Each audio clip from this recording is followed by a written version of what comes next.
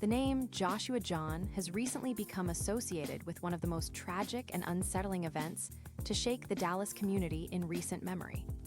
Identified as the suspect in a deadly attack on a federal facility, his story ended with a self-inflicted gunshot wound, leaving behind more questions than answers.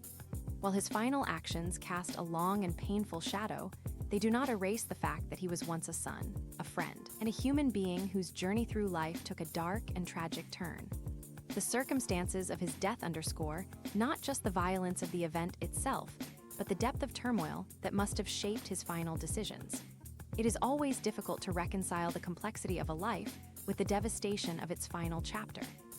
In remembering Joshua, the conversation must expand beyond the violence and focus, as well on the broader themes of mental health struggles, ideological pressures, and the very real fragility of human lives that can become lost in despair. The day that changed everything, the Dallas shooting incident, unfolded with shocking intensity, causing fear and disruption in a city unprepared for such violence. Reports describe how Jahn took deliberate steps that signaled planning, from selecting his target to leaving behind evidence that suggested his intent was directed toward a specific federal agency. The chaos that followed was swift, as law enforcement rushed to secure the area, protect those inside the facility, and prevent further loss of life. For those present that day, the experience was unforgettable. Sirens, evacuations, confusion, and the dreadful knowledge that someone was targeting their workplace. In the aftermath, investigators found ammunition marked with messages that hinted at frustration, anger, and deeper motivations. For the community, the event will always be remembered as a moment of fear and tragedy, while for those studying the incident, it has become a grim case study of how ideology and despair can combine to produce destructive violence. Reflections on Joshua Jahn's troubled journey. When reflecting on Joshua Jahn, one must acknowledge the weight of contradiction. He was both an individual shaped by his life experiences and the suspect in an act of violence that endangered many. Behind the headlines lies a more complicated story of a man whose path to this point must have been marked by struggles few fully understood. It is tempting to reduce his identity to that of an attacker, but to do so ignores the wider reality that no one becomes defined by a single moment alone. Questions remain about what led him to this point. Was it anger that grew unchecked, or perhaps feelings of isolation and alienation that deepened into something more destructive? Was he influenced by ideology, personal loss, or a combination of both? The answers may never be fully known, but in remembering him, society is challenged to confront the warning signs that can signal when someone is headed toward despair and violence. His story serves as a painful reminder that when struggles go unaddressed, tragedy can follow. The impact on community and country, the attack left more than physical damage.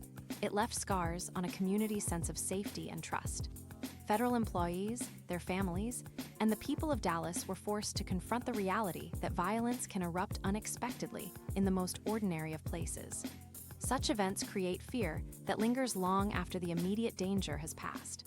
For those who were inside the facility that day, the memory will likely be carried with them forever, a reminder of vulnerability in spaces once thought secure. On a broader level, this tragedy feeds into ongoing national conversations about security, extremism, and mental health.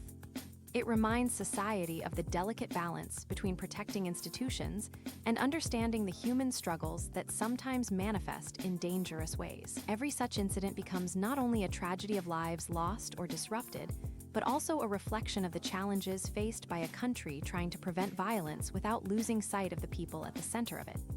Lessons to carry forward from Joshua Jahn's story, difficult though it may be, lessons emerge. First, the importance of recognizing signs of distress in those around us cannot be overstated. Too often, individuals who feel isolated or consumed by frustration go unnoticed until their actions bring harm to themselves and others.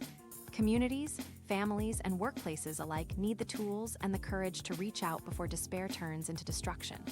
Second, there is a need to remember that healing is not only for the victims, but for the community as a whole. Dallas, like many cities before it, now carries the weight of tragedy. Healing requires open conversation, compassion, and a willingness to learn from what has happened. Remembering Joshua Jahn does not mean excusing his actions, but it does mean acknowledging his humanity and reflecting on how society might prevent future lives from ending in such darkness. A life to remember, a tragedy to learn from the story of Joshua Jahn is not easy to tell, for it holds pain, violence, and despair. Yet it is a story worth remembering, not as a glorification of his final actions, but as a cautionary tale and a reflection on the fragility of human lives when pain and anger are left unresolved. In remembering him, there is an opportunity to look beyond the act itself and consider the deeper lessons his life and death leave behind. Joshua Jahn's memory will always be tied to tragedy, but even within tragedy, there are calls to awareness, to vigilance, and to compassion.